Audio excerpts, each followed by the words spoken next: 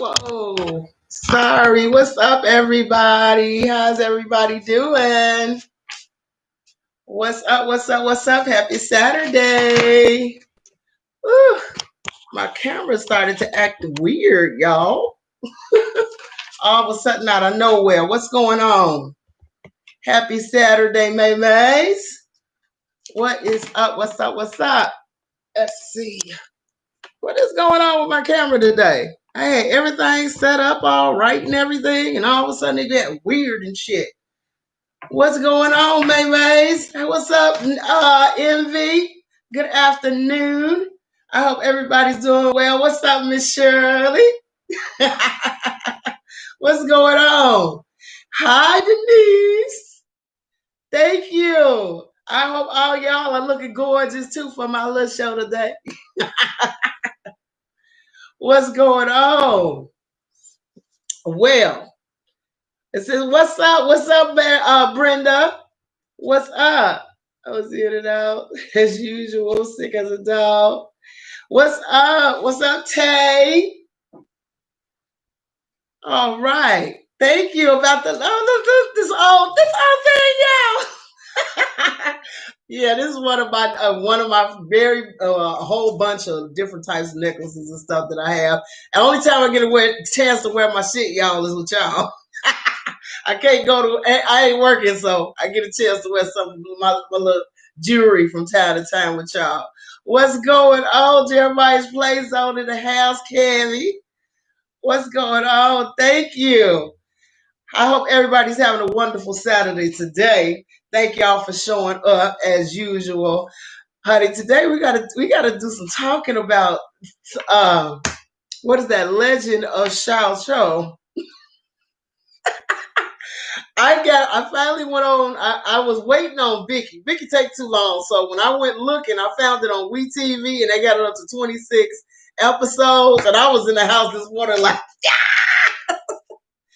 baby, we gotta unpack this, ladies. It is so that this drama, honestly, is, as far as I am concerned, I'm gonna be completely honest with y'all. This drama is Yancy Palace male version with Yancy Palace female version coming up if you're not paying attention. I'm not going to give it all away. We only going to talk about the first 16 episodes so far. But as you can see in the beginning, Miss Tiffany, she's doing her thing, y'all. She is doing her thing.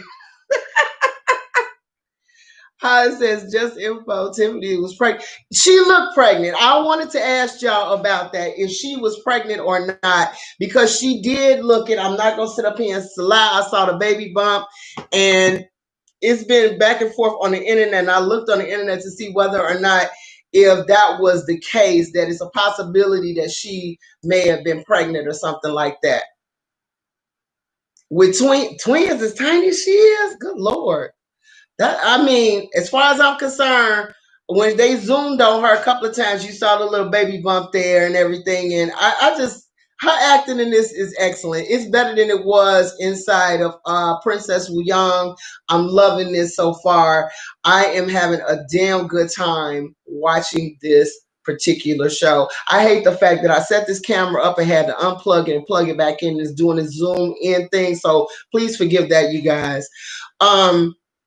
But yeah, I'm loving her. I'm loving Mr. Sean Doe. When he smiles, is anybody else smiling when this motherfucker smiles? That's all I gotta ask. That's all I gotta ask. Every time that man does this grin, I am grinning right with him. Oh my goodness. He has the most unbelievable smile in the world. You just fall in love with that. Hi, Rick. Woo! We got what do they call it? We got a brother in the house. What's going on? Ladies, we got a visitor, girls. Welcome, Rick. Welcome to my show. Welcome to court with the Empress, darling. I am happy to have you here. But yes, Mr. Doe. I just smile at I'm sorry, I just smile at my TV every time he smiles. I just do. Okay. Thank you, Lorraine. Look, everybody is in here. Y'all make our brother Rick feel welcome, okay? Aguga. Aguga is in the house. Okay, we got a Guga in the house. As far as I'm concerned, honey, this drama is Yancy Palace male version, and we getting ready to have the other side coming up soon. If you are not caught up yet by episode, I say 18, 19, 20. Yeah, when Our Lady gets ready to enter the palace, oh yeah, the Yancy Palace female style is getting ready to cut in too.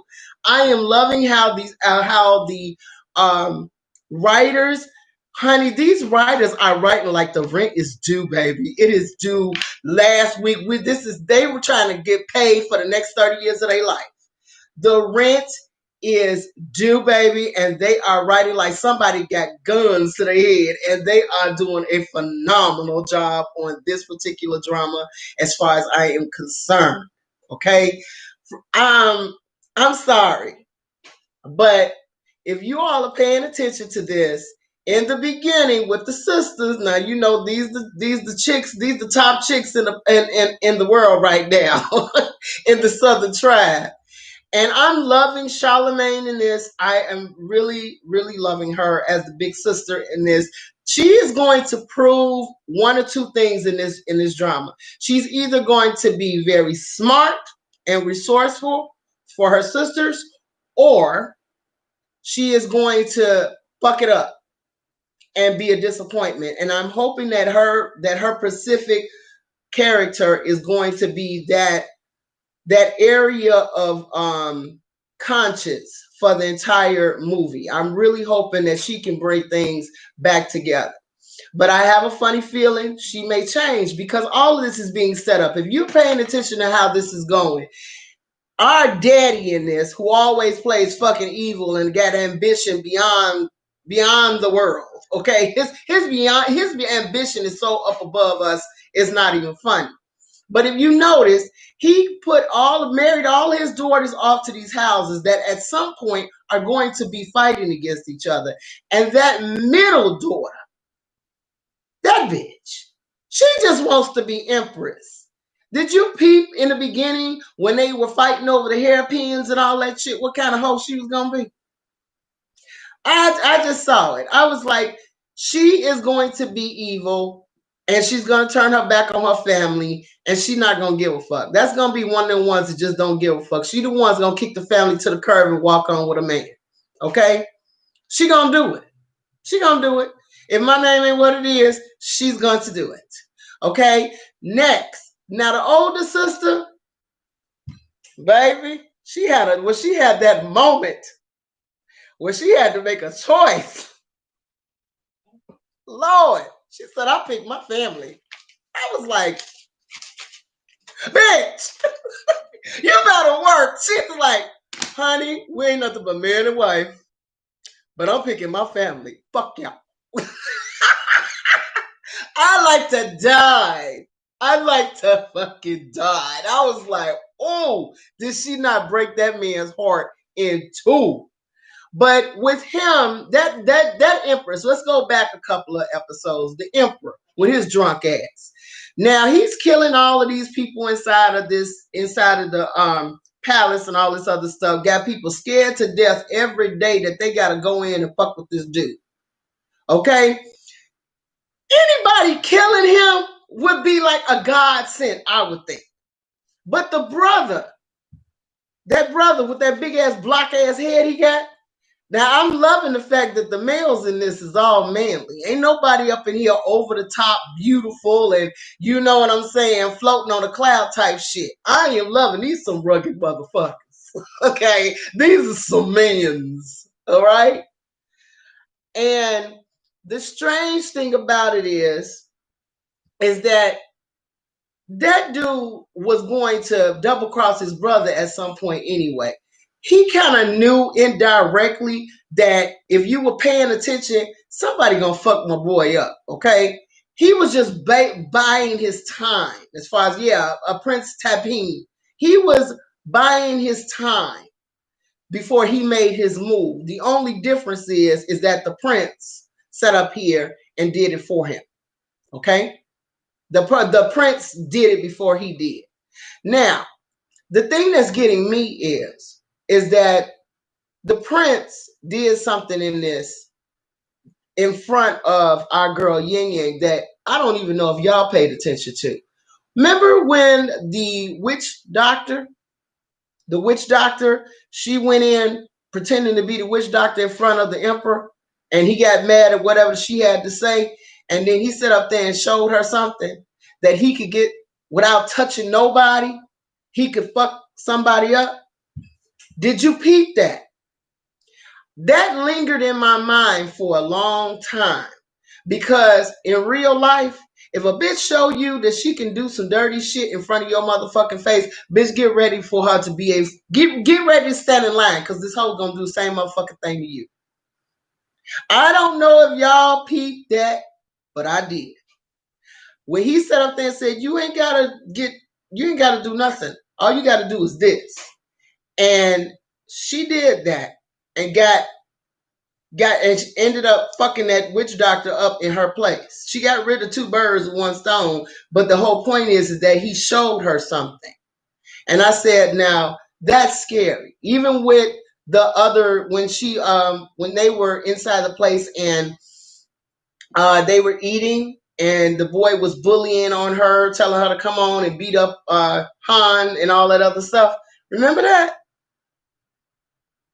He used somebody else to be able to fuck up someone else. That was twice he showed her who he was. And anytime, and this is something to remember, anytime a motherfucker show you that they will fuck somebody up in front of your face, remember, at some point in time, your name gonna be on that list. So it didn't surprise me when he double-crossed his best fucking friend. Because he's sitting up here lying to himself saying, oh, this is for the country and blah, blah, blah. No, bitch, you was harping. You was looking at her a long fucking time ago before the country even came into your hand, bro.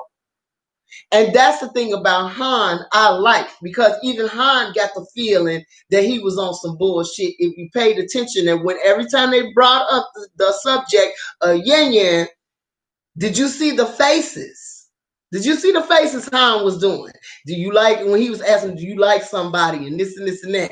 You understand? He knew that this motherfucker was on some bullshit. He had a inkling that he was on some bullshit, but he kept on trying to throw it out, thinking, now this my boy, he ain't gonna do no shit like that. That's why I was like, wow, this is some dirty ass shit that he doing. It says, how is the king gonna make a move, make Tiffany like him, and forget about Sean? It's like how they always do. Treat her nice, wear on her, to, like he said, I'm not gonna make no move on you. You gonna come to me. You gonna ask for me. That's what men do. They're gonna keep on being nice, keep on catering to you till you bring down the walls. He's trying to somewhat use his sickness to his advantage too. Don't think a motherfucker ain't gonna do no emotional manipulating. It says that's why I think he's also thought of asking her dad first. That's what I'm saying. He went behind this. He went behind his boy's back and everything. And the dad is so big on ambition, he don't give a fuck as long as one of his daughters is in the mix. It says Sean did too much. Yes, he did do too much for him. He did exactly too much. So I honestly do not think that the king will live a long time. I got a gut feeling he's gonna go too, but not before he's got this girl's mind completely fucked and torn between loving him and loving Sean. Watch. Because she's not going to be able to handle it. It says the premier father is going to have to force her to marry him. It says, I don't think she will forget. I know she's not going to forget him, but it's going to be get ready as the viewer to go through the hard struggle with her, because she's going to start caring for this motherfucker. I'm telling you. But honestly, on that fucking wedding night, I would have smacked the living shit out of him. When he said, take it out on me, that motherfucker would have been laid to the floor. Because when Sean sat up there and got on to that bitch and started whooping that ass, as my friend, I said, now that is a true reaction. When they started fighting, I was like, yeah. We walked up to him and he's like, bitch, you gonna ask my bitch to marry you? You gonna sit and eat it? As soon as your ass get on the throne, you done fucked up. When he sat up there and boing that motherfucker in the mouth, I was like, yes. Hit his ass again. And then he did it. I was like, hell yeah, punch that motherfucker in the mouth real good. Let him feel that shit real good. It was just sad. I could not imagine doing that to a best friend that helped me put his life on the line, did all of this shit, and the girl put her life on the line. Going stealing from my own motherfucking sister to help you get on the throne, and this the thanks you get? Sorry, wouldn't want that karma. Wouldn't want that karma at all. And then that's what I'm saying. He's trying to justify it with I love my country that much. Who you fooling, bro? You've been looking at this girl waiting on this bitch for a minute, and you was waiting for he had that already planned before he even took the throne. He knew exactly what the fuck he was doing. That's the reason why I really at this moment of watching this particular drama, I'm not feeling him. I'm really not feeling him. I understand what he's trying to do for the country, but I'm not feeling him at all and what he's doing. And when at the wedding, when the bride gets ready to leave and go to the palace, baby, did Tiffany not serve a real fucking reaction to her daddy and her sisters and them? She ain't even looked them bitches in the face. She like, I'm done. Fuck all of y'all. Okay? And if I was like, I'm sorry, I couldn't have lived through that time because for me, and it was my sister, and you done damn near killed our boy Sean. And it was me and I was his woman.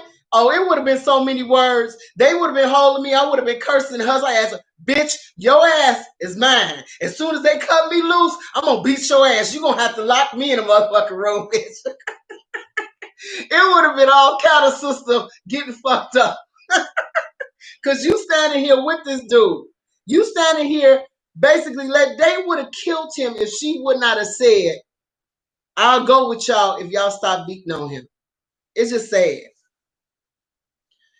It's just sad. I was like, I'm sorry. The reaction, it says, his reaction when Han's father and Han was getting together or was getting ready for the wedding told me the friendship was over. Hell yeah. Hell yeah, it was over. Oh my gosh. I couldn't believe this was the thing that got me. When dude rolled up after he was hurt laying in the bed to go see about him. You can't get me as a best friend. You get my ass whooped by your soldiers, and then you gonna roll up here to see if I'm all right. If that's not mashing something in somebody's face, I don't know what is. You understand what I'm saying? I would have told him, I'm like, yeah, you keep on squashing that. It's about the country shit. But I would have told him laying on that bed, you've been after her for a long time. This ain't got shit to do with the country. And I would respect you better as an emperor if you told the motherfucking truth, bro. But no, he's full of shit. Everybody's talking about it's about the country, but it's not. And the sad part about it, like I said, as far as the sisters are concerned, the middle sister, she gonna sell out for this piece of shit ass, weak game ass dude. When he first met her, he was trying to run up on her older sister first. And that bitch was like, honey, come again. And then ran up on this silly ass middle sister, and she just went all in. She was all in for it. I was just like, girl, dude ain't got no kind of skilo at all. And you just all in, ready to die for this motherfucking everything. And quiet as kept, he would have killed Yin Yin. Remember when they were inside that thing and she got on there to, what I guess the game that they were in? He was them that gonna kill her. Get drawing a picture here, like yeah, she too desperate, honey, and then gonna have a baby and think that's gonna change something. The baby is not gonna change anything. Now, both of them are looking at the fact that it's on in this chess game. If you're watching this, this is a chess game happening right in front of us.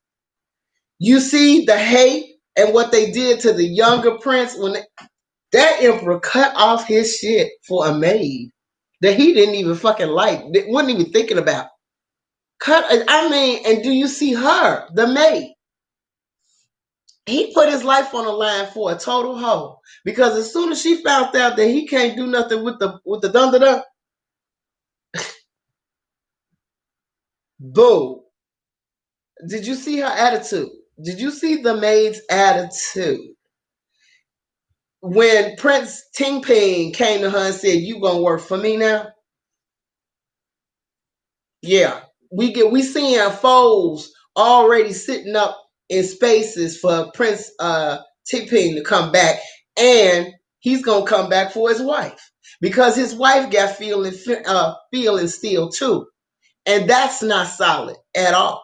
Because yeah, she said she's staying for her family, but she actually cared about that man. But the young prince, he got some things to go through. Now he done lost his weenie. He can't do nothing. He can't do nothing. And the maid was liking that pipe. She thought she was on her way somewhere. And she's not even satisfied with the status that she has right now. She said she would stay with him or whatever, but she's already working. She's already working to mess up some stuff already. So this maid is gonna be a problem later. She's gonna be a problem later. And who else is in this? Like I said, the middle daughter's husband. I don't know what he calls himself doing. They already canceled you by killing your daddy, so I don't get that.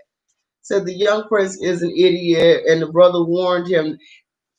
He did. He gave him fair warning, and he thought that he was gonna come and get Yin Yin. Yin Yin ain't even paying no attention. Ain't even seen or hurt. Who are you?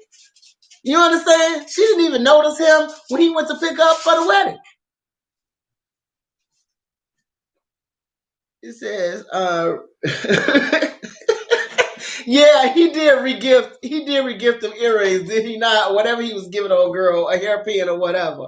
That was the sad. His game was totally like, girl, are you for real? I said I kept screaming to stop when he had brought him in front of you. I was screaming at my TV too. That whole castration part was terrible. I mean, they cut it off quick and then brought his ass back there to die. And dude said, I don't want him messing up my rug. I was like, damn. It says Rick may feel uncomfortable with the castration thing.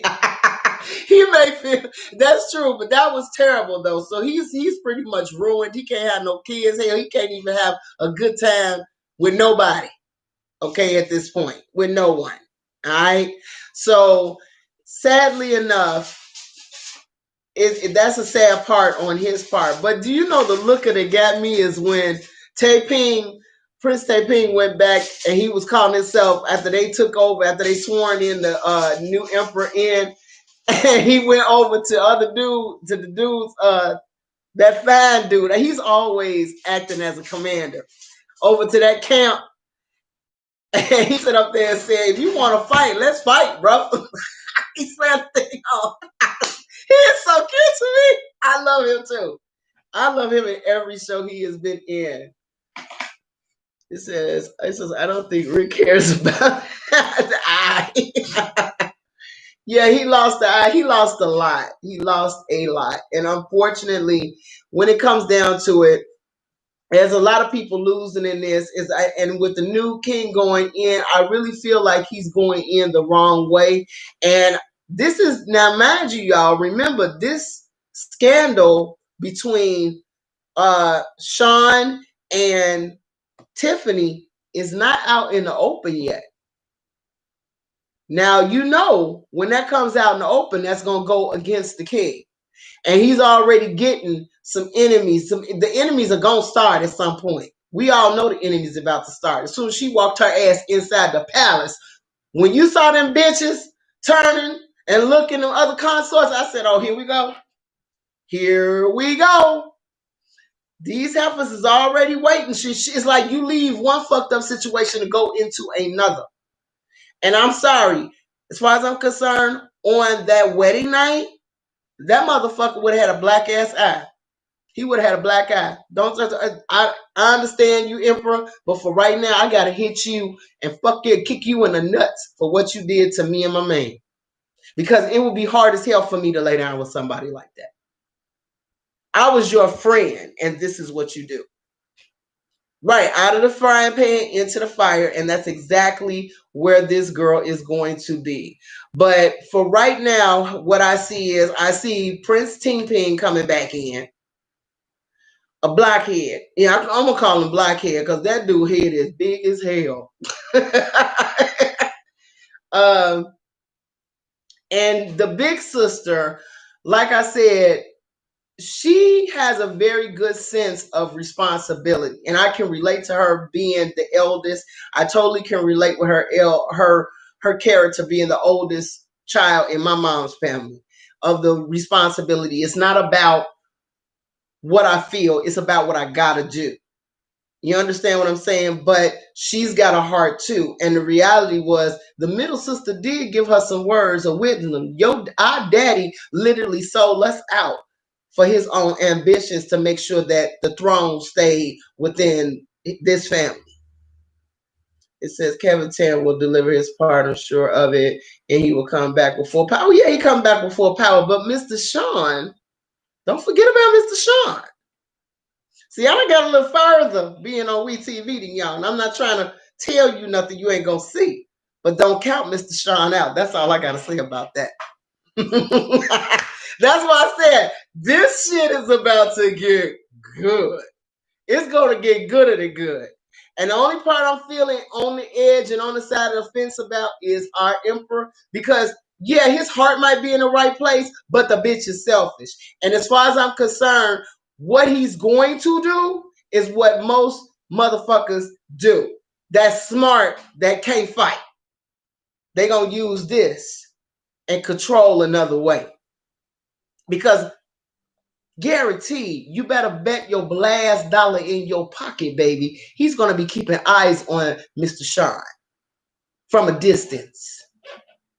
Okay? He gonna have eyes on him because he ain't worked it well enough. He ain't got, you know what I'm saying, Yin Yang in a place where she is all he is yet. So he got to keep them gone away from each other and work on her a little bit longer for the trick to for the real trick to come in. But he's gonna do some shit to him. And from what I seen from the, you know how they start to show off and the prelude and all that other stuff, from what I've seen, he gonna make him marry that bitch that keep on harping around that he said he thought was only his friend. I honestly, I feel like that. I noticed that all the good dramas tend to come out towards the end of the year. Yancy Palace. Yeah, they do. They do. You know what I'm saying? The shit is about to hit the motherfucking fan. There's no other way to say it, honey. But you all keep watching this because, like I said, this is Yancy Palace male version, the male version of Yancy Palace. And then we finna go into the female version of the shit that's gonna happen inside of the palace there. So it's the sizzle. All I gotta say is I am so happy that they have come out with another gold winner here. This is gonna this particular. I think if the writers keep going on the road that they are going on, this is going to be one of the biggest hits of 2020. I really got a funny feeling if they don't fuck it up. But just like with Song of Glory started off very strong and then got real fucking weird. It just fell off in the middle. And I'm like, you know what I'm saying? I couldn't even keep up with it because I just didn't understand what Song of Glory was going. You got invested in these two characters and it just got stupid. And I couldn't even stay with it. So I'm hoping that the writers who wrote this keep on the path. I really am hoping that. Thank you, Amanda. I appreciate it. It says I'm going to get into I'm getting into the legend. Yeah, that's a good one. The vibes are coming when it comes down to sisters. Yeah, we're gonna see whether or not the sisters gonna be able to keep their sisterly love. But I'm gonna tell you right now, I'm already seeing. I saw it in the beginning that the middle sister. That's a fall off. That's one of them bitches that I'm gonna go do what's best for me type bitches. And everybody got a sister like that in their family. They gonna do what's best for them. And then you got the ride or die sisters, and then you got the sisters that's that tough one that's like I'm there for whatever. And unfortunately, that one that's gonna ride or die for her man is truly gonna ride and die for her man. You understand? And because she gonna be on the wrong shit, or either the family's gonna have to come and rescue her, and she's gonna find that she made a mistake. Because in me, I feel like with that middle sister, I still feel like her husband is playing her. I don't know why I get this feeling that this dude ain't no real love there. It's something about him, and the way he came at her initially was fucked up. You understand? To get next to somebody. But it's something about that middle sister's husband that makes me feel like he's just using her right now. He's using her to get where he has to go. And then we're going to really see how evil he could be. The older sister and the younger sister might be able to preserve the relationship, but the middle one, yeah, she's going to burn it to the ground. We can already see that. Lorraine, I feel like he's playing her to a fiddle as well. I feel like he's playing her. It's just something about his character that just keeps coming off phony as fuck. It was phony in the jail scene. It was just too much too soon. You understand what I'm saying? Everybody else's relationships has been able to develop. You know what I'm saying? You saw with Prince Ting Ping, he been waiting a while for the older sister, and the older sister was like, you loving me and feeling me like that, cool. I'll go ahead and marry you. But the reality of that relationship, when she picked her family over him, lets you know this shit too motherfucking new for me to be picking you, bro. You understand? I'm not gonna pick a dude over my family, no time, no day. And then the younger one has been going through so much with her boyfriend that they would naturally, the bond was there naturally. I don't see that bond that developed well with that middle sister and her husband. I don't see it. Okay. The fakeness in the prison was just too fake, too much too soon. Even with the daddy, it was just too much. You don't see any real foundation their relationship was built on. That's why I feel like he's going, and once she drops that baby, she gonna see something different. She gonna see a lot of things different because that was never even her choice. She was a choice to be used in the first place. It says they woke up. Oh, hey, what's up, Shauna? You understand? But that's my opinion about it. I like I said, I know that the older sister and Prince TP gonna come back, and the love he has for that woman is not gonna go away anytime too soon. And Sean is not finna give up on Miss Yang Yang. No, no, no, no, no, no. In fact, he's gonna come back. I think he's gonna have some experiences outside of the palace that's gonna change his whole outlook on about a lot of things. I really do believe that. You say you think the writers are messing it up. Red from this video shout out. Okay, she said 60. It's six. She's like, I ain't got time for that shit. Yeah, Discord. Miss Murder said, I ain't got time to sit up here. It's got 60 episodes. I ain't got time for that shit in my life. Because it's taking you on an emotional roller coaster. I have to say, I look forward to every episode that got uploaded. This is definitely keeping me engaged. I am loving the drama in this. It is juicy drama. It is one that makes the time go past. I'm loving how it's flowing. But like I said, keep your fingers crossed that the writers don't fuck it up. They're going to fuck it up. It's like, it's a toss up. It really is. That either they can take this to the moon or they can just completely fuck it up. It says dinner spoke volumes. Yeah, that family dinner did speak volumes, honey. The middle sister was jealous. Yes, she was. That first dinner with the other emperor, when they were in there and she walked in and they made their ass wait outside. I was like, Trina, baby, the shade was real. I was like, oh. I would have fucking left. He made their ass wait outside. And then when the bitch said she wanted what she had on her head because she looked so cute, I was like, what the fuck? And my sister looks good. My sister looks good. Why the hell would I want to take from her? That's why I said the middle sister, that bitch is just, she gonna get what she deserves. She's gonna get something that she didn't realize she didn't want. She gonna grab something that she should not have grabbed. Watch. It says Rick is gone with yeah, the castration. He may have been gone already. I had 11 people and now it's just 9, but that means 2 people left. But at the end of the day, you have to understand that the way this is set up is sad to me that these guys are going to, like I said, either love is going to prevail in a couple of them, because I really feel like the older sister is going to end up going back to her husband, and she's gonna see some shit with her daddy that she didn't expect it, and that's gonna make the loyalty go out the window, and maybe the younger sister and the older sister can come back together, but that middle sister, that bitch a write off, and everybody know it. Says, did the Emperor and Yang? No, they haven't consummated yet. No. Yang Yang is treating that motherfucker right now. He getting treated bad. She don't even want to eat with that bitch. She's like, I'm done. Can we go? She is treating him. She is treating him. But it is not gonna last long. You know what emperors do when they get a concert that doesn't want to be bothered with them. You know what they do. They're gonna wear on it. They're gonna be doing nice things. He's gonna go out of his way and all that other shit. And then when the other motherfucker come back, when that bitch heart goes dun dun dun, that motherfucker's gonna turn into something different. We already know what's gonna happen. We already know how this rolls when it comes down to the guys in this type of situation. It says, I hope it's a happy end. I hope it's a happy ending too. But I think this is a real story because, from what I understand, this was a very dark time in which that was taking place. And like I said, I was glad to see that other emperor go because he was terrible, hunting down his own people, shooting arrows in them. And, he couldn't find nothing to hunt, so he started to kill the people.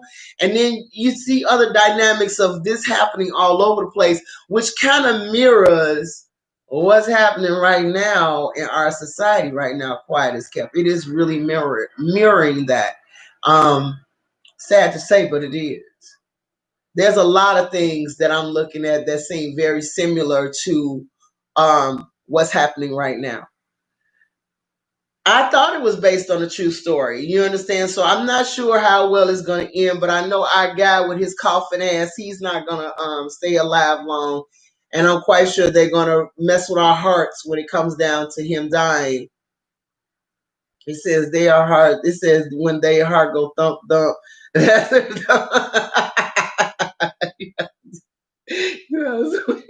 You already know what's going to happen. As soon as he starts making edgeway, Sean gonna come back in, and that motherfucker gonna go crazy and start doing dirty shit. Okay, we already know. It says the story tends to repeat itself. That's what I'm saying. It tends to repeat itself. You already know what's going to happen. The jealousy is going to be there, and he's going to feel like he is fully emperor, and everything that he wants is his, and he's going to make it where they can't be together. You can tell by the beginning. You remember the beginning of the show when you see all of their pictures and all of that stuff coming up and them starring, and you see him sitting on the bed looking crazy as hell next to that bitch he don't want to get married to in a wedding outfit. I'm telling you, it's crazy. I mean, they give you hints of where this is gonna go. So we're going on a long ass fucking trip, honey, of how this is gonna work out. But like I said, if the writers stay consistent to how they have been, how they wrote this from the beginning up till now, I think they got a winner. I think we looking at another Yanxi Palace or story of Mei Ling, and I am these are the type of stories I live for. I am tired of these crazy ass little foo shit. You understand? I'm looking for some real politics. I'm looking for some real drama with grown folks. Okay. The foo-foo shit is cute, but every once in a while you need the real politics. It says, oh, it says the edging, like, exactly. So that one is good. Now, on to Miss our nine tail. Girl, is that not getting good? Is nine tail not, baby, nine tail is getting so good. Are you all watching Mr. Lee Dong Wook just get into? He is just getting into his part so well. Even the little evil part about him, he is getting into it so well. He really is. I'm like, boy, who you playing with? Are you watching him in all of the scenes and stuff like that? He is very talented. I'm seeing just how vast his acting is really getting, because these last couple of episodes with his brother. Now, for those who I hope everybody is watching this. Hold on one second. I'm sorry, my daughter's down here cooking, and I'm like, it's something smell like it's trying to burn. Hold on one second. Let me turn this off. Or turn it down. That's what I'll do. Okay. Okay. That's better. I'm sorry, y'all. But yeah, this is a real kitchen and shit. What's up, Miss Ryder? But yeah, I am looking at this and I'm saying to myself, this boy's acting ability is beyond, it goes beyond volumes. Now even with him being very rough in the action scenes, and he's coming, you see the scorpion dark side of him come out, and I'm so here for it. I'm loving this about his character. I am having an excellent time watching him, and I mean, unbelievably gorgeous. So she is okay. So Tiffany is pregnant. Well, congratulations to Miss Tiffany. I'm sorry, I can't do that shit again. But good luck. If she having twins, honey, she ain't gonna want to do that shit no more. But congratulations. Anytime you get new babies, that's lovely. That she had a baby girl, that's good. But with Ninetail, if you all haven't been watching it, I think right now it's still on Viki, and that's the only place I've seen it. I tried to see if it was on WeTV. I did not see it there. But I have to say, this is turning out to be a K drama that I'm impressed with as much as I was impressed with Goblin. And I'm just watching this man's acting abilities just come out and come to life, and get to be more and more. And I think for me, he's becoming one of my favorite Korean actors so far. So thus far, he's become one of my favorite ones. I think the guy that played in Hotel Da Luna is another one of my favorites. I like watching him. And it's right. It's only on Viki. That's the only place I've seen it. Someone else told me it was on WeTV, but maybe all WeTVs are not equal around the world. I have not seen it anywhere else. But I'm loving it. Me and my daughter, she be on my ass every Thursday, honey. Is it up and fully, subtitled to watch this show? It is really good. Yeah, he is better than Lee Min Ho. I agree. I agree. Said I saw it on Netflix, Hotel Luna. Oh, they got it on Netflix now. Oh, all right.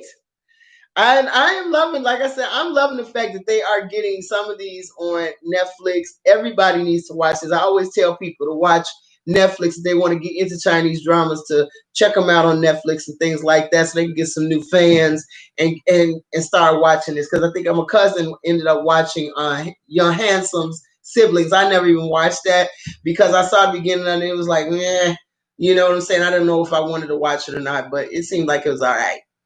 But how do you all feeling about Nine Tail? That's something, like I said, I love it. I am enjoying it. Korean Odyssey, yeah, that's very good. Thank you, Esmeralda. uh, this is old, honey. I had this thing for years.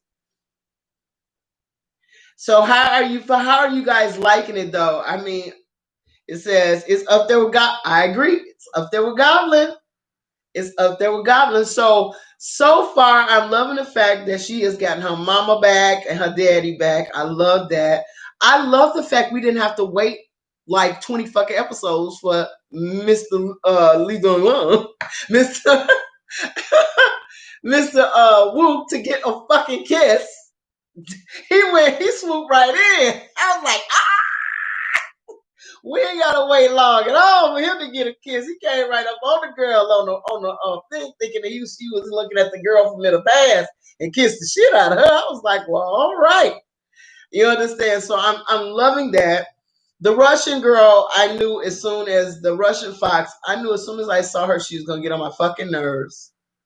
Yeah, she was gonna be one of those weakest links in this. I don't like her character very much, and it's because she does not think, and she's got his little friend that is the keeper, his guard or whatever. I just so love with him. He's loving the Russian fox, but he is so cute and so loyal, and I love him. But they of course they're gonna let the darker side, this so-called I guess this dragon or this thing that's lived 600 years or whatever, they're gonna allow him to do a lot to our friend Mr. Wook. It says he does remind you of Jasper Color from Twilight. Yes, he does. I completely agree. I agree. This whole series reminds me something like Twilight, but without the oomph. You know what I'm saying? Without her being added on as a fox. Okay. But I like the darker side of it. But what I'm really enjoying is I'm enjoying the action scenes in this with Lee Dong Wook. I'm sorry, I'm enjoying him getting evil. I'm enjoying the way he's taking people out. I'm enjoying all of that. You understand? It's better, yes. I think it's much better than Twilight. You understand? I'm loving how he is just getting into killing motherfuckers. I'm like, hey, he killing motherfuckers with a smile on his face and relentless. It's like the perfect reaction to evil. You know what I'm saying? He ain't letting them. He let them talk and think they getting away with something, and then boom, you gone, bitch. The fighting scenes are everything. Yes, they are. They are everything in this. So I am enjoying this. Like I said, I like our lead lady in this. She's not stupid at all. I like the fact that in this, the brother is coming around a little bit to his other brother. I like that. I like the fact the little brother is coming around and they're getting on the same page. I'm loving that. I'm beginning to like him, and then the little boy that they saved from the daddy. I'm like, you just kill a motherfucker's daddy. Just you gonna kill him, baby's daddy. I'm like, who's gonna take care of the kid? I was like, well, damn. And the baby said that the mama set up, he was beating the mama's ass, and the mama just left the child there. I was like, what the fuck? Oh my God. I was like, this is fucking ridiculous. He was just leading kids in a fucked up situation, but I'm loving this. And the bad guy in this, once again, they giving him, he's nice looking, but he's turning weird. Okay, he's like one of them weird motherfuckers, like a stalker weird.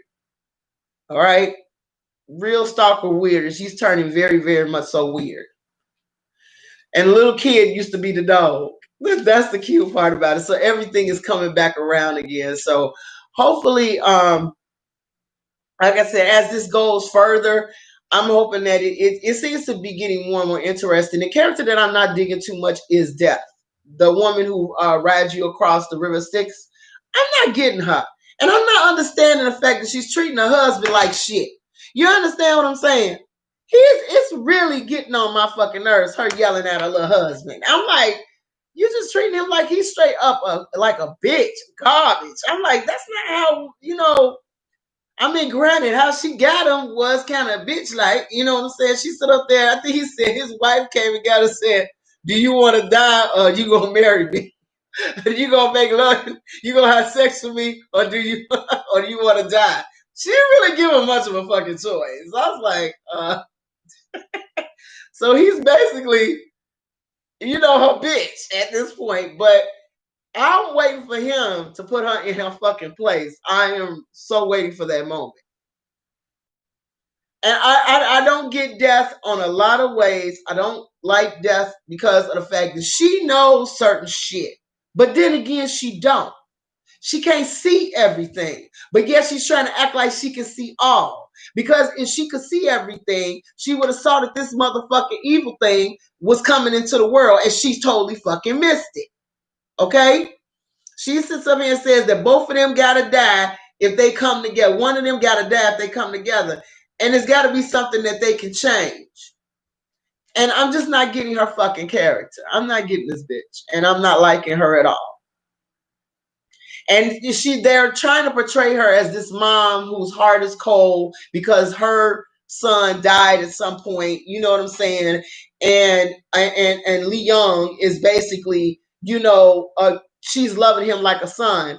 I don't see her loving him like a son. I see her being a straight bitch to everybody in the whole fucking show.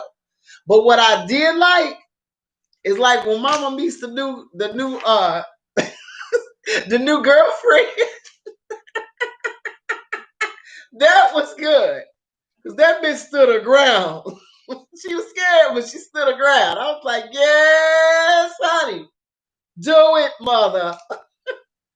You better be strong, honey. She was like, no, ma'am. Y'all that yelling and shit you doing? She's like, you would have died. That bitch was like, I don't give a fuck what you talking about. I'm here to find out what's going on with da-da-da-da-da, bitch. I said, that is so fat. That is so mean. But she got out there told her she was scared to death. And then if you notice this, somebody, her husband, while her and Lee was inside talking, the man that her husband and they were outside, he gave her something special that she could use if she ever get in trouble. Did y'all peep that? See, they do little things in these dramas that slide right past certain shit that you're not gonna notice till later on in the show. And he said, if you ever need this or this or that, you just call me. It's totally like a father-in-law would do. And a lot of people miss that. I'm telling you. And he said, just come to the door and call 3 times. Call my name 3 times, and you go ahead and go on with Lee now. You understand? I was like, yeah. So dad-in-law gave her a little something just in case she get hairy. I was like, yes, loving it. So far, I am loving all of these characters. I have my favorites, the poor little snail bride and stuff. That her little, the man from the office is lacking on her and shit. Hopefully, she'll give herself a chance and like the man. But this evil thing, I don't know what his angle is. I really don't know what it is. And now that we're coming to another juncture in this where, of course, there was something inside of her as well inside of the evil thing. We got to see how all this is going to work out. But somehow I think it's going to be really good. So far, I am enjoying myself watching these two dramas, Legend of Xiao Chou and Nine Tail. And then, ladies, if you guys want some fillers to watch that are pretty good. I was watching the other night. What was this? What is that? It says "Touch My Heart" with Lee Dong Wook inside of it. That's a good one. I like that. He plays a lawyer, and the girl from Goblin is in this as well, and she plays as a has-been superstar that's trying to get back on inside of entertainment and things like that, and plays a legal secretary. And Lee Dong Wook plays as a lawyer in a law firm, which is really cute. I like it because I can totally relate to Lee Dong Wook's character. Because when she went in there fucking with dude's desk on her second day, I said that was a mistake. A fucking mistake. You never, ever, ever touch a attorney's fucking desk. Ever. You will die a slow death. You will get fired that fucking day. Fucking around. But there's a lot of things in this I could totally relate to because of me working in that area. That is a good one. That's a good one to watch. And then there's another one that's only 12 episodes and it's about oh my gosh, what is this thing about? Hold on, y'all. Let me look at my phone because some of these names I totally end up getting lost on. And but they have been so damn good. They have been so good. I was like, oh man, just something just to feel in your day. It's called Touch Your Heart with Lee Don Wook. If you just want to feel, just a fill in, a filler to pick me up between watching this crazy other stuff and Oh My Venus. That is good. It's only 12 episodes, really quick, really sweet. And I like it because of the fact that it talks about, how you go in relationships. You may look one way going in and come out looking another. You gain some weight and people fall off looking at you and break up with you because you didn't get fat and out of shape. And you meet somebody that when you was fat and out of shape, they was there, and you get back in shape. And honey, Oh My Venus is really cute. I liked it. I liked it a lot. Like I said, it's a good pick me upper. Has a couple of good looks. The only thing I say about the lead male in this is that he has such a sad look on his face, and he needed to have it for this particular role. But I think he's permanently, like a concerned look on his face constantly type character, type man. But he's sexy, got a nice body, big heart. You love him in this. I loved him in this. I loved him for the lead that was in this. The lead in this, lead female character in this. She was a bit much. She's a little full of herself. But I have to say, in it, you begin to see that, yeah, she was on at one point in time, gained a lot of weight, and they put her in a fat suit, which is hilarious. And she really wasn't that fat, but you know what I'm saying? But to Chinese people, fat is fat. It says, he says, I do, I wanted to kiss the better, yeah. It says, I like the Iceman with his lips sealed tight. Yeah, I think he is an Iceman, so you're going to like that. You said you didn't like Oh My General Stop Watching. Now, which one? Is that the one with the female or the male general? Yes, it is. Now, no, that's not the one. The Legend of Xiao is not the one with Bei from. She's from Princess. The girl that's from Princess Wu Yang is inside of Legend of Xiao. So, like I said, if you guys want to some fillers, that's a good one. And then they've got another one that's on Viki that's very short. It's like 10 minutes a piece, but each film is 10 minutes a piece. But it was pretty cool. Oh, you mean the guy from Princess? I think that's him too. Because in Princess Ages, he was one of the princes that had that cute ass smile, and I kept wondering if that was Sean. Is that Sean? The guy, the male lead from Legend of It Is. Because I'm like, they got all these fat ass smiles. Oh my goodness. But it's him. It's actually him. So that's good. I'm glad to see him in another drama because that smile is memorable. Yeah, he was. No, he wasn't an enemy prince. He was a prince that fell off. He was the prince that fell off. He was good. They beat his ass in that too. He did a lot of long suffering in that too. But he was cute. The girl from Princess Agent was feeling him. But when he lost his family, he fell the fuck off and just was just stupid. He was just fucking stupid. He made me angry because I was on his team in Princess Agent. I really was. I was 100% team him. But when his mama and his whole family got killed, brother was worthless. He was done. It was nothing you could do with him. He was so done. It said, yeah, I'm telling you, he did. He fell the fuck off. And it was sad because she still loved him. And he was just not coming back from that shit. I was rooting for him. Everybody was rooting for him. But he just couldn't come back from it. He just fell into depression and fell the fuck off. And I'm like, girl, go on here back to your teacher, girl. And teacher came back. So at the end of the day, I'm still waiting on Princess Agent 2. They said it's already done. They just waiting to release it at this point. It says Diamond Lover. They had Tiffany Tang in a fat suit, and she was it's like the saddest scene. Yeah, that was the saddest scene with the family. That was just they just did the most on that shit in the book, time travel drama.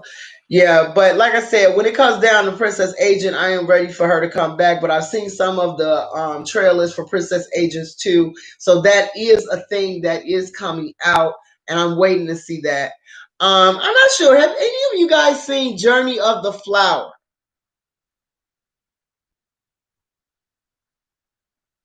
It says hospital playlists is very good on Netflix. I watched I like Journey of the Flower. That my favorite character was Big Sister. The Game Boy. The Game Boy was my dude. I loved him. That's the only reason why I watched it. I absolutely loved him. I loved him. He could have been my big sister any day. Literally drove him to be a tyrant towards the end, Princess Agent. Yeah. Yeah, they did. I loved him so much. His character made Journey of the Flower for me. It really did. It really did. I love that. I loved him in Journey of the Flower. Made me want to see more things that he was in. I think he did the Song of Phoenix. That it was full of too much fucking poetry for me. But and in the way he died, it was too much. It was too emotionally drawn out for me. But the Journey of the Flower is my most memorable role for that particular male. In that, I loved him. He would be my best friend. Big sister would have been my best friend. I would have been happy to have his ass around me. Now, is the Mystic Nine good? From what people are saying, it is. I'm really not big on a lot of modern dramas, um, but I might have to check it out. A lot of people have been saying that it has been pretty good. But I have had a ball watching a lot of these things with you guys. I'm sorry, listening to some of these things. I got into. I think I stayed up till about 3 o'clock in the morning, messing around with the Legend of Xiao Chou. I did. I ain't gonna sit up here and lie. Has anybody seen the Sleepless Princess? It was everything. Isn't our boy Leo in that? Rainy? Who's in that?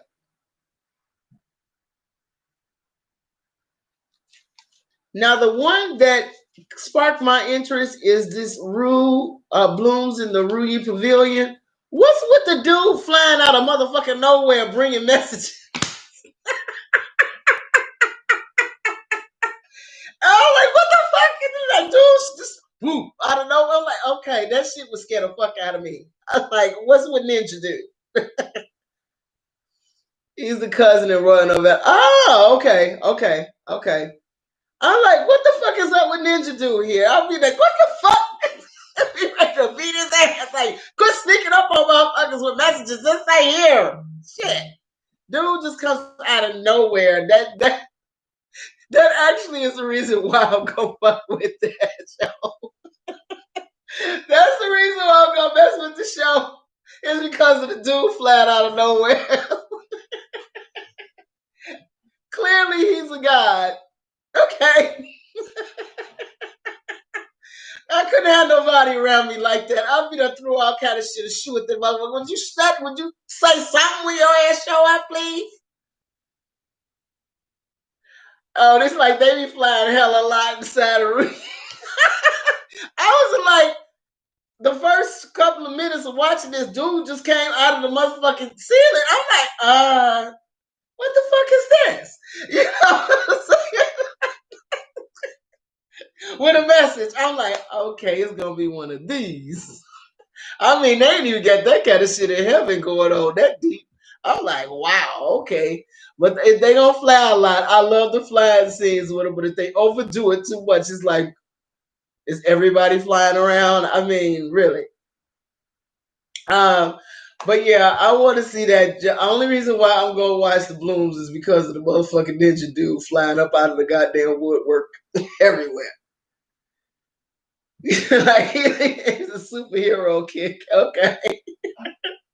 But anyway, y'all, like I said, I got a lot of moral things out of a lot of these dramas inside. Like I said, inside of Legend of Xiao Chou. I got out of this that if a motherfucker do dirty shit in front of your motherfucking face, bitch, know and trust your ass gonna be on the list at some point in time for them to do some dirty shit to you. Inside Nine Tails. And this is something that I have been wrestling with these last couple of days because you know how sometimes you wake up with an epiphany or either spirit has been talking to you.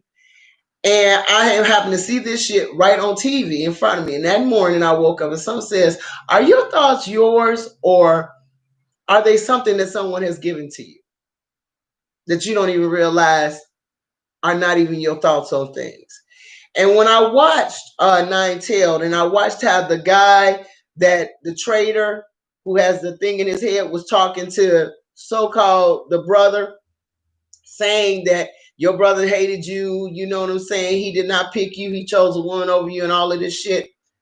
He was trying to plant something that the brother already knew was not true. Okay?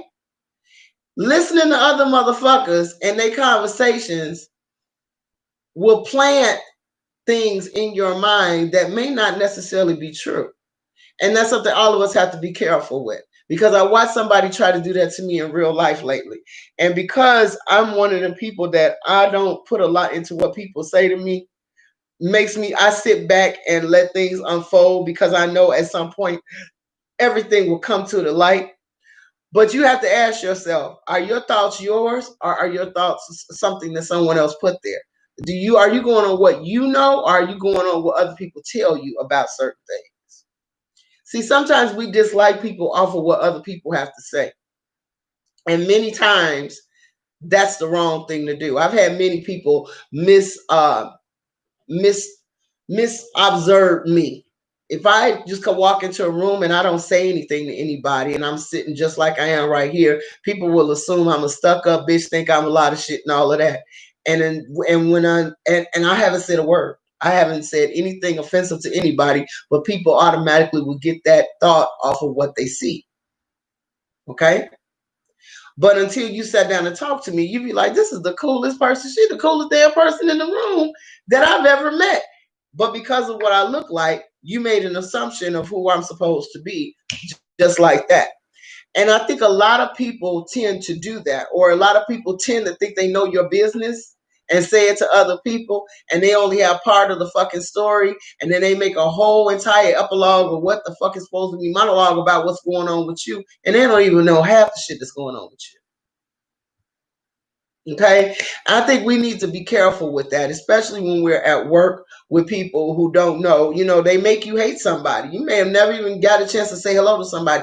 Girl, her motherfucking ass, she got an attitude like this, and I heard her say this, I heard her do this, I saw her do that, and you are now walking around with an attitude towards a person you have never even had saying hello or contact with. I've done it. Everybody in this room on this thing has done that to somebody they don't know.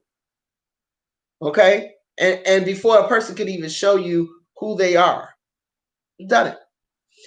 And something hit me early in the morning that said, are your thoughts yours or are they planted there by somebody else or something else? Because you have to stop yourself about jealousy. You have to stop yourself about, the way you think about people automatically. And until those people walk up to my face and tell, and I can be able to discern what's going on with them, I'm not going to believe what somebody else is saying about them to me.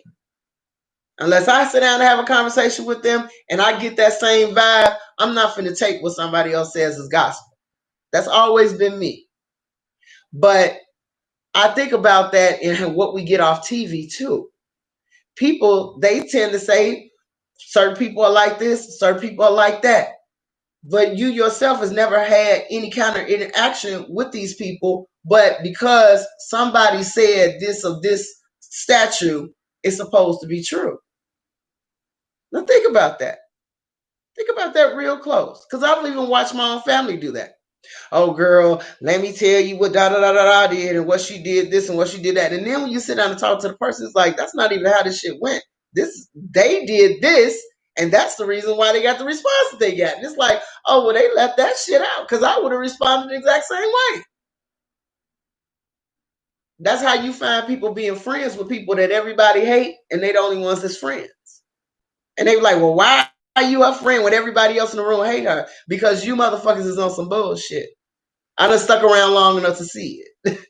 So I'm gonna be her friend, seeing as you all have ace tie out over something that some jealous bitch or some tired ass person had to say. And I've watched men do this too amongst themselves, especially where there's a level of jealousy there.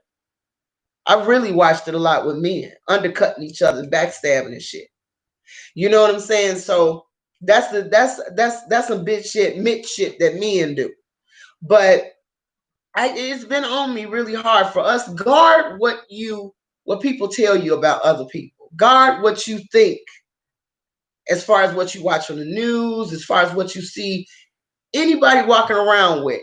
And when people come to you with that negative conversation, ask them where they're getting it from. You know what I'm saying? Where are you getting your information from?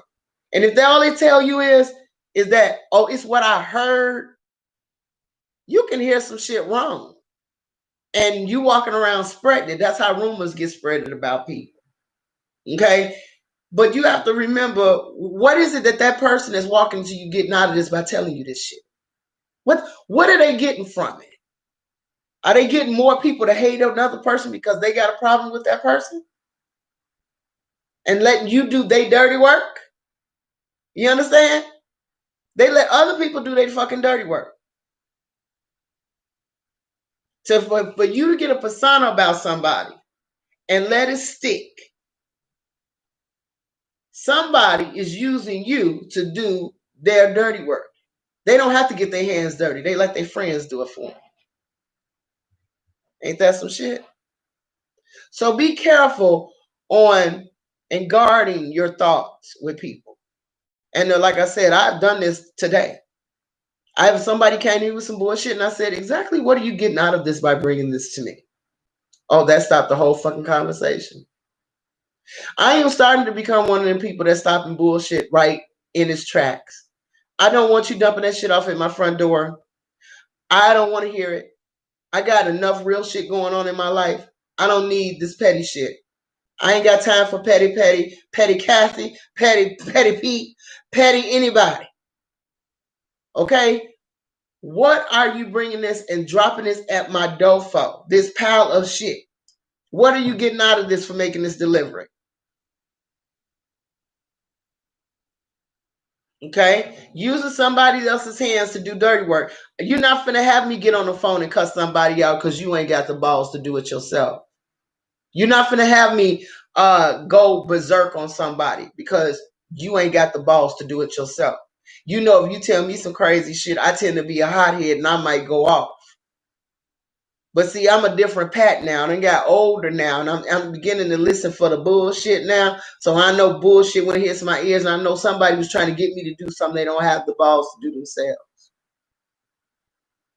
You know what I'm saying? But it's just not. It's just that it's not just harem stuff. It's just everyday stuff about people. People have their lies that they tell about people because they're angry with them for some reason, and they don't know how to say as an adult, I don't like you for this or this or this. Or I don't like you because I can't be you.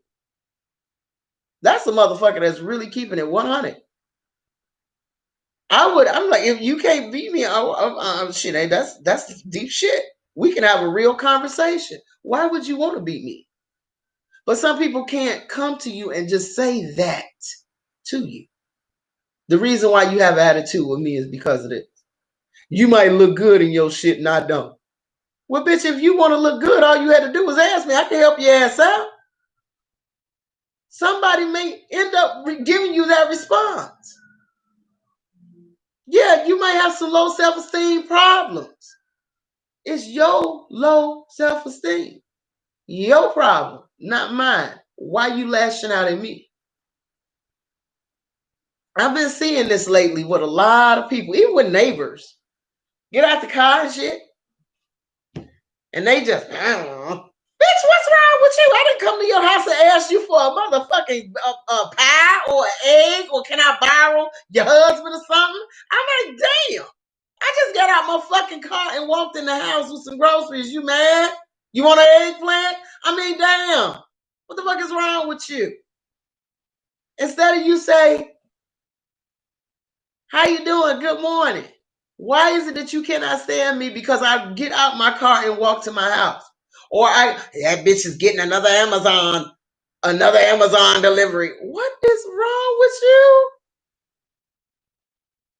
It could be anything, hemorrhoid cream or some shit. You up here mad at me because I got another Amazon box. Lord, how far have we fallen as people? You understand what I'm saying? If people are mad at folks for stupid reasons, dumb ass reasons, and I mean, I'm beginning to see this not only on females but males as well. It's funny when you walk into a room and you can sit down with somebody and discernment is on you so heavy that you can see a person is so mad at you that it's just radiating off their spirit. They ain't even got to say a word. It's just how they looking. This smelled like it was burning, so I turned it off. You understand? I don't understand that. It's just radiating off of them, this energy of anger and upsetment. And I'm not understanding where it's coming from. But that's something that's dealing with them themselves. And you want to ask exactly what the hell is wrong with you. But you can't exactly go there and say that. Because it's opening up a can of worms. Unless you're ready to deal with that can of worms, then you can do that. But as far as I'm concerned, watch your thoughts. Guard them. Ask yourself, why am I feeling this way towards this lady? This lady ain't never done that. I know women have done it, just women they just seen. You just see these heifers and all of a sudden you mad. The girl just walked down the street. She might look good. She might have one of them old juicy booties or whatever, heart-shaped ass, and your ass is shaped like a fucking flat-ass pancake. That ain't nothing. Hey, do some squats, and you might be able to pump yours up a little bit. But don't be mad at the chick because she got a tomato ass and you got one that look like a frying pan or SpongeBob SquarePants. It ain't her fault. Don't hate on the person because of that. You says like when people act stank with me, I give them a nicer piss off and try to big smile and they angry again. And it's true. But that's their own demons that they dealing with over there. You know what I'm saying? But for me, I'm just getting to the point where I'm getting too old for it. And I have to ask you, why do you want me hating this person? If you got a problem with this person, then you and that person need to figure it out. Don't use me to sit up here and try to carry your fucking parade or your fucking campaign of hate over here. I'm not finna do that. And y'all watch people, even in your family, who's trying to get you to get on their campaign of hate with somebody who has done absolutely nothing to you. Nothing. Even with relatives, I've seen relatives do that square up. Girl, we not speaking to that bitch because of that. Bitch ain't done shit to me. Personally, I like her. I don't know what the fuck is wrong with you. Whatever happens between you and her is you and her. That ain't got shit to do with me. And watch with that relative, then you'll be on that shit list too. That's what lets you know this is a petty bitch with some personal shit going on with her. I've seen relatives do that. They get these sanctions, these you know what I'm saying? These what do you call it? These people who are all over here and all over here, sectors and sects and shit. And I'm like, I'm not a part of the sect. And everybody hates me because I'm not finna join that shit. You're not gonna have me over here treating somebody and their family a certain type of way because you don't have the balls to sit up there and say what's on your motherfucking mind. Because if something's bothering me that badly, bitch, I will show up to your house. We need to talk. Go ahead and pour up some wine and get cigarettes ready. We need to fucking talk. Okay? We need to talk and get this out of the way. So today, that's all I want to talk about. Guard your thoughts and watch some of these Chinese dramas and get some of them moral lessons out of them because they've been speaking to me lately. They've been speaking hard to me lately. They really have. It says people start speaking French out of nowhere. Oh, yeah. Ronnie crazy. Ronnie's on the road today. But other than that, those are the only dramas that I have been watching as of late right now. I have been kind of chilling out and just being chill. Right now, I think you need to watch your surroundings with a lot of different people. A lot of people are going to start acting very weird around you guys. That's because we're getting ready. Our field, the field around the Earth after this solar storm that we went through, has weakened a little bit, and it tends to act strange. It tends to have a strange effect on human beings on the Earth, where people don't act like their normal selves. They kind of get weird. So be careful of people having strange outbursts out of nowhere. I think here in Chicago, we've gotten a lot of people get killed and getting hurt and stuff like that, even though it's a normal thing around here. But it's been a little bit of an uptick, and I know why that uptick is there because of the fact that the earth is going through some shit right now, and they're not telling you or I about it. But if you look for it, you'll find it. Um, it says my aunt and grandmother have been divorced since I can remember, and I leave me out of that mess. I'm telling you, you have to tell them that. It says I've noticed that when you start getting successful, you start losing friends and family. Yes, and the reason why you start losing friends and family when you get successful, Meimei, is because of the fact that people, you have a lot of people that are going feel like these successes should have been for them and them alone. And when they see it happening to someone else, they get very upset because this didn't occur in their life the way they expected it to. I've watched many friends do that even with me. I was best friends, we cool, we this and that. You understand? And because they can't do what you do, they mad at you. Okay? They mad at you because they can't do what you do. And it ain't got nothing to do with you. It's just it just exudes. If I make you laugh and that's what I do, and then I get another person over here who's sitting next to me and y'all don't laugh at anything that they saying, they gonna be mad at me because they feel like I'm making them look bad. The reality is this is not your stick. You understand? This is not what you do. You're not good at this. So find what you're good at and be happy with it. And I'm gonna be happy for you. But everybody can't do that. Everybody can't see you go up the stairs to that emperor or that empress level and shine without trying to throw a fucking tomato at your gown. Because they hating. They haters. You understand? They can't go up there without it. God is removing people, a lot of people, from a lot of people's lives, honey. I've had damn near had a whole family removed from mine. And trust and believe, a lot of them were very much so hating ass people and still are to this day. Did it hurt? Absolutely. Am I okay with it? Absolutely. Because that means if they would be replaced. Because for everybody God takes away, he replaces them with somebody better. Or somebody that's for you. Okay? I've had to remind many of my friends when they say, well, I don't understand why these people feel this way about you. They can't be you. And they want to be. And they don't know how to deal with it because no one's taught them how to be okay with themselves and see the specialness in themselves and appreciate the differences that are in others and be okay with that. You understand? That's some personal shit.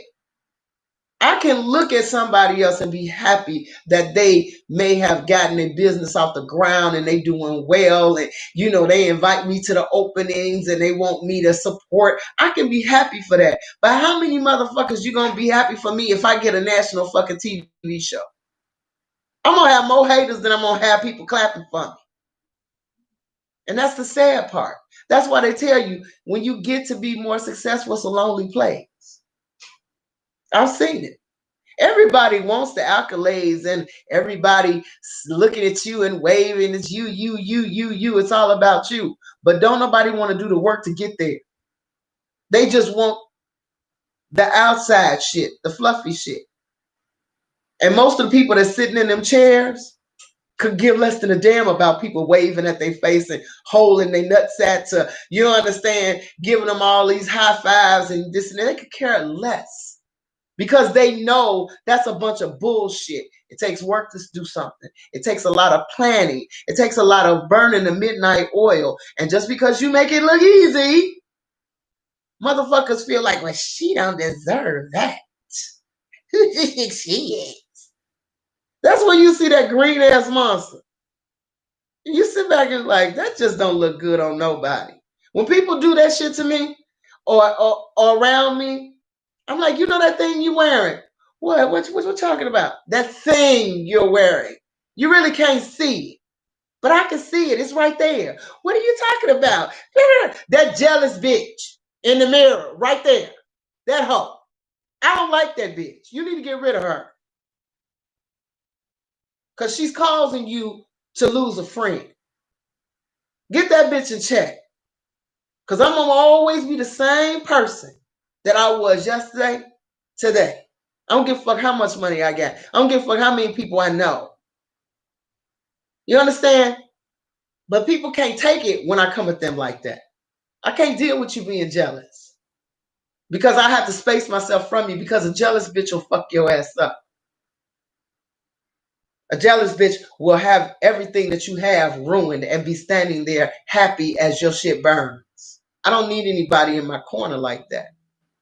But sometimes you have to ask yourself when you are feeling a certain type of way, when you know that feeling that you get when somebody has something that you may want. As soon as you sit back, you have to grab yourself and say, whoa, wait a minute, what am I doing?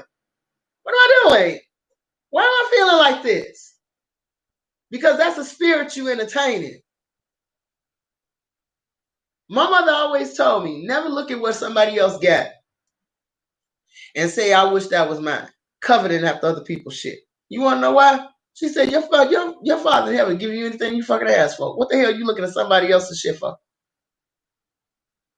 And if you can't get it, it wasn't meant for you to have. And it's just that simple. Period. That's the end of it. If God wanted you to have it, you have it. It ain't nothing that he won't give his children. Nothing. You ain't got to look over across the street to see what you want. You ain't got to look at it. I want that car. If you wanted that car, there's bills that come with it. Bitch, can you deal with the bill? Now, if you really want it, we can go down to the car's place and they say that motherfucker costs $700, $600. You can get it like everybody else. Do you got that kind of money? Or do you want to keep your little Chevy and be easy and be able to go someplace and do some things? Or do you want to keep up with this bitch across the street and be completely fucking broke? It's up to you. Some things are just common sense. But everybody ain't for the common sense. So at the end of the day, watch your thoughts. Watch your thoughts about people because everything is what it's cracked up to be. Just because somebody has this, you don't know what the fuck they had to do to get it. You'd be surprised at the things that people have done to get the things that they have. And when I've heard the things that they've done, I'll tell you right now, I am happy I've never had to lay on my back to get a damn thing. But I know some women that had to lay on their backs with some really tight men to get what they got. And I ain't got that. Ain't nothing in this life worth that shit. Okay?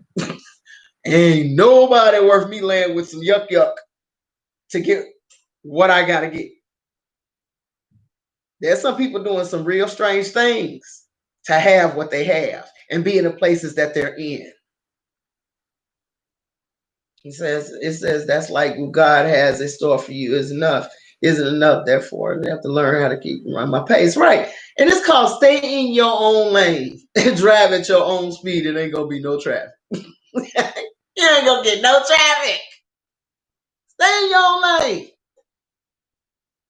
Quit trying to jump over in fucking lanes. Oh, I'm gonna go in this lane and speed a little bit with these people because that lane seems to be the way, and you don't even know where the fuck you're going.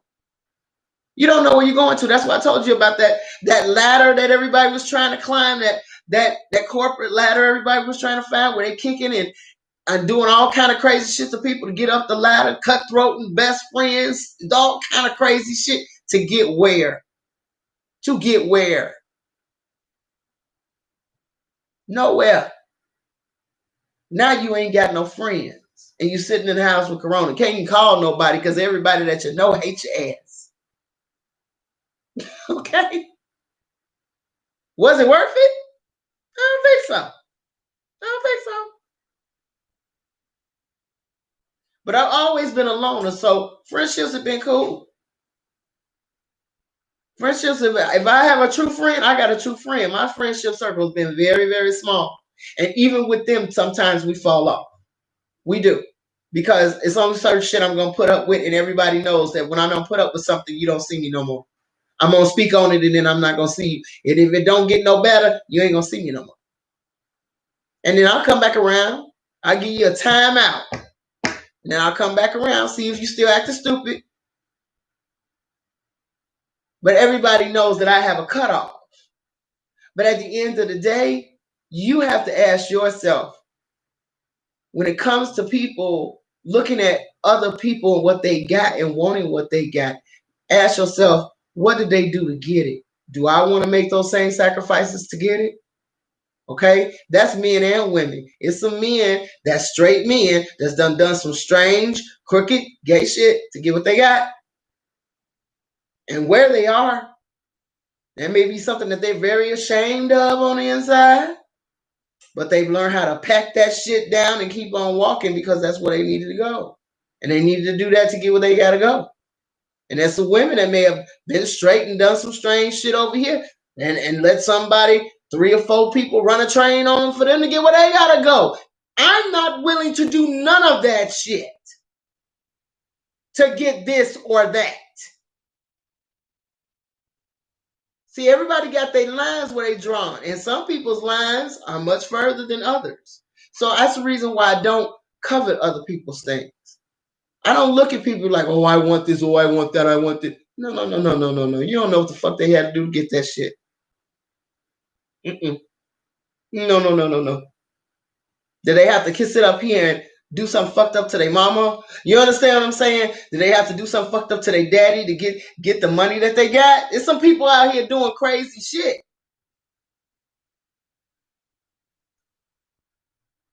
Have folks come out on times several, and that's the thing.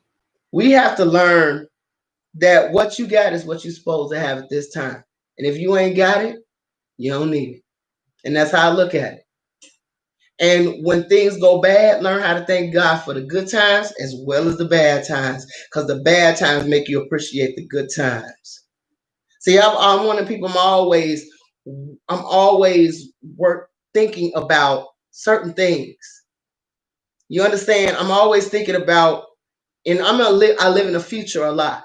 So I remember shit going bad and the ball dropping very well. I don't take enough time to enjoy the good times because I'm always waiting for the next ball to drop. You can't live like that. And that's what I'm working on, is enjoying the right here, right now. Okay? And I know a lot of people are like that. They can't even enjoy a party because they've been so busy working to get it together. They can't even enjoy the good time. Everybody got a lot of shit up in the air right now. And everybody's got folks that's mad at somebody for whatever reason. Like right now, usually during Thanksgiving time, you have all the families come together and ends up everybody's happy to see each other. And then you get all of these areas of people, family who with their cliques and, oh, here she comes with her fucking kids. You know what I'm saying? With the phony smiles. Oh, it's so happy to see you. How's everything doing? Knowing damn well in her mind, she cussing your motherfucking ass out. You heard exactly what the hell she had to say about you and your husband and your kids a long time ago by some cousin that let you already know the business. Okay? This is usually the time of the year where all of this shit comes up and then somebody says something out the fucking way and then it all blows up at Thanksgiving. I don't have them kind of problems like that no more. Because everybody knows if it's something I gotta approach you with, I'm gonna approach you with it myself, and we gonna crush that shit before we see each other.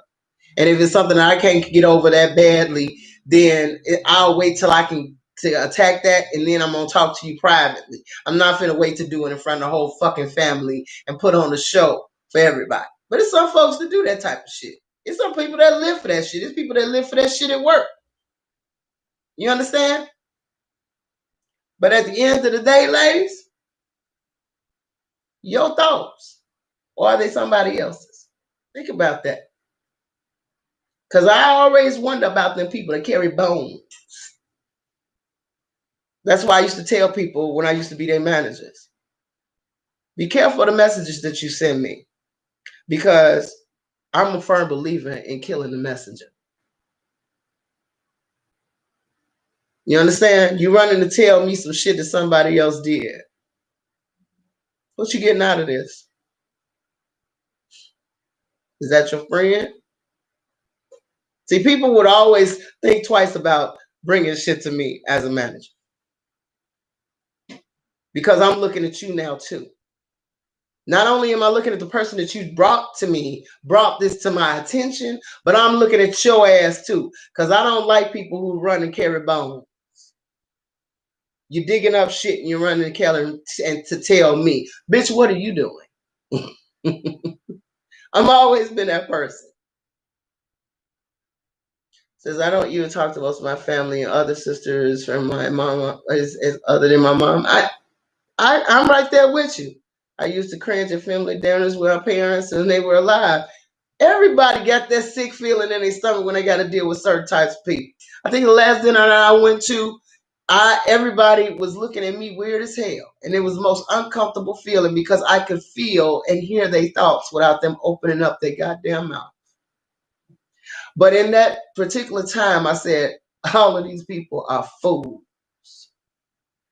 They have no idea what all of these prejudices that they're holding against the person that hasn't even done anything. But at the end of the day, you know how I handled it? This is how I handled it. That's between them and God. And when God shows them the real situation, they're going to feel like fools for walking around holding grudges on a person that didn't do anything but the best they could do. See, that's the other thing. You may find out you held a grudge against somebody and you had the shit totally backwards and you did all kind of talking behind their back and you got to pay for that shit. Yeah, everybody hates going to family gatherings sometimes because you know you're going to have the ones that go run and tell it and the ones that's waiting there that's miserable as fuck with their lives to come and to start some shit because they want to see some drama because their life is shitty. That's why I said, ask the person that's dropping that shit off in front of you, what are you getting out of it? That'll stop their ass right in the track. They don't bring me that shit. My family don't like going out to family gatherings because it's gonna pop off. You got hotheads everywhere. You got people that's upset and mad about their life, mad at their decisions, mad at the fact that you are happy and they are not. You walk your ass in their house smiling, they're gonna be like, bitch, what you smiling for? What's going on with you? You must have $5. Can I get you? And those people you have to sit back and look at and say, you know what? Sometimes you outgrow your family. I have outgrown my family, and they bullshit. I'll be completely honest. I listen to conversations, and I just listen, and then I find other shit to do. You have to. You can't get yourself caught up in that. You cannot, because what you're doing is you taking other people's thoughts and their prejudices and adding them into your arsenal, and then you walk out of a place feeling hate towards people that ain't said shit to you, and you are responsible for that. See, all of us keep on forgetting this one thing: you are responsible for the thoughts that you put out there, because you have to answer for those thoughts and those things that you do. You do, not somebody who brought it to you and you went ahead and carried that shit like it's a fucking Birkin bag. The hell you carrying hate like it's a Birkin bag that don't even fucking belong to you? When Christmas, I walked out crying. Shit popped off, and then happy and my kids didn't come. Sometimes before the shit pops off, honey, you got to learn how to sidestep motherfuckers. See, I've got good at this shit. When you start seeing the wind up, the people who want to rah rah, that's when I say, you know what? I can love every last one of you all as much as I love you from a distance. And I kiss everybody and I say, y'all have a great holiday. Why are you leaving so quick? I got things to do, baby. Bye. Because see, the thing is knowing where the exits are, even with a job. I know where the exit is, even on a job. Shit get too hot for me. You know what? Let me start looking for another fucking job. And I start coming in having less and less to say other than hello and goodbye to everybody here. Because a bitch's mind is gone.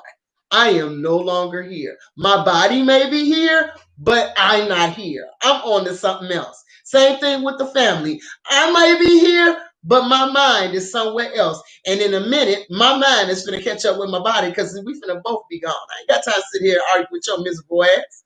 You got a fucked up husband, you married that motherfucker. You got fucked up kids, you birthed them motherfuckers, and you made them the way they are. Ain't got a goddamn thing to do with me. You got a problem with mom and daddy about the way they raised you. They raised you the best way they fucking could with what they had. Now deal with it.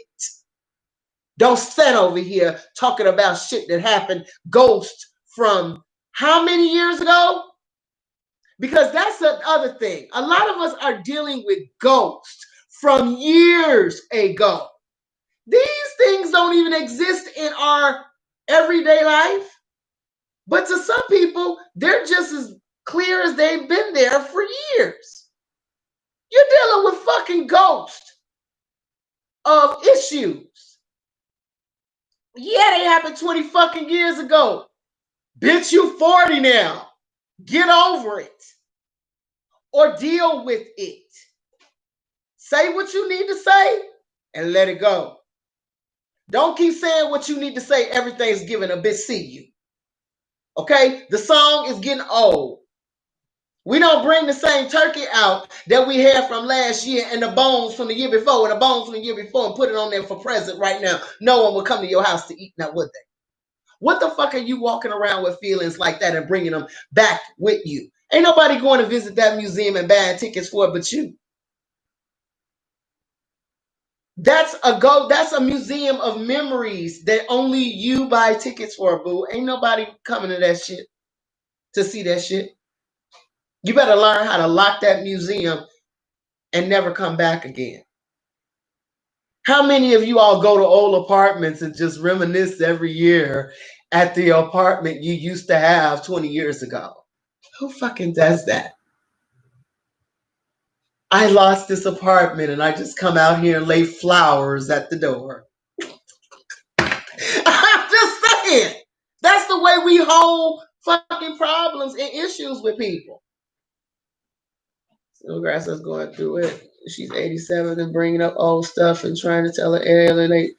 Try to tell her she's alienating family. At 87 years old, you make your mistakes and you have to sit up here and say, "Hey, I did the best I could with what I had." And if y'all got an issue with that, oh fucking well. Okay, I can't win Mama of the Year award. Ain't nobody on this planet winning Mama of the Year awards. Okay, things I did, because that's what I thought was best at the time. Was I wrong? Absolutely. Ain't nobody leave no instructions with you little motherfuckers. Okay? Could I did things better? Absolutely. You understand? But you can't go back in time and fix none of that shit. All you can do is forgive yourself and keep it moving. That's all you can do is forgive yourself. And see, that's what a lot of our relatives try to use against us to hurt us and have us in tears. See, I've got relatives that try to use shit against me, and I say, "Is that all you got?" And they look at me. You can't hurt me with something that I've already put to rest and buried. I done tombstone that subject. And I've dealt with it. I've cried all the tears I'm going to cry about it. I'm not going to say I'm sorry. I've said all the sorries I'm going to say about it, and that's it. Yeah, your ass, if you had a woulda. Oh, baby, I done been there. But you can't hurt me with something that I already came to grips with and made my peace with. You ain't nothing but a dot, dot, dot. Is that all you got? I done already pretty much dealt with that shit. You saying that to hurt me to get a rise out of me. You can't get a rise out of me with shit I already finished. You can't make me mad. That's why don't nobody love your ass. That's why that motherfucker may not love me, but I don't know what the fuck you're talking about. When people don't know your business, they really start reaching for things that used to hurt you. Oh, you got made an ass out of by some motherfucker out here, and yada. That's true. That did happen. But I'm good now. You got anything else? When you do that, you disarm people. They can't hurt you with something that you've already made peace with. It don't hurt no more when you make peace with it. So you get a smart mouth bitch that's talking about, yeah, that's why your husband left you with all them motherfucking kids because you ain't shit. Well, that might be so. I don't give a fuck. He ain't in my life no more. He bothers some other bitch. You got anything else? Girl, what you doing? It's the most freeing feeling to do a smart mouth bitch like that. When you know in your heart that what they're saying don't hit no more, it's like you got a shield. I'm good. He ain't in my life. Why you bringing up crazy shit? Is that supposed to make me fall down and cry, bitch? You got the wrong bitch for that one. I can't cry over 15-year-old shit. All right? Some dry bones. Bitch, you go in the garbage and eat the bones off your chicken? Why you up in garbage like that? Oh, I forgot. You a trashy bitch. Moving on. See, I'm an evil motherfucker. You can't do shit like that to me. I'm an evil bitch. Only trashy bitches deal in trash to bring it back up and regurgitate it to try to hurt somebody with. So clearly, I'm dealing with trash. And darling, I look too damn good to be walking around sitting next to a pile of fucking trash. Good evening. I'm an evil ass bitch when it comes down to that shit. That's why people don't fuck with me with my mouth. Karens, cousins, and everybody's got them in their family, honey. And don't let them get a little bit of that do it fluid inside of them, girl. that honesty, liquid, liquor, and they really start telling you how they feel. I don't need that shit. I'm completely sober, and I'll tell you exactly how I feel. I'll tell your ass exactly how the fuck I feel. Bitch, you can go on somewhere with that. Okay? But that depends on if I'm ready to argue. If I can't argue, then hey, welcome me at Thanksgiving, goddammit. I'm coming home with the champ.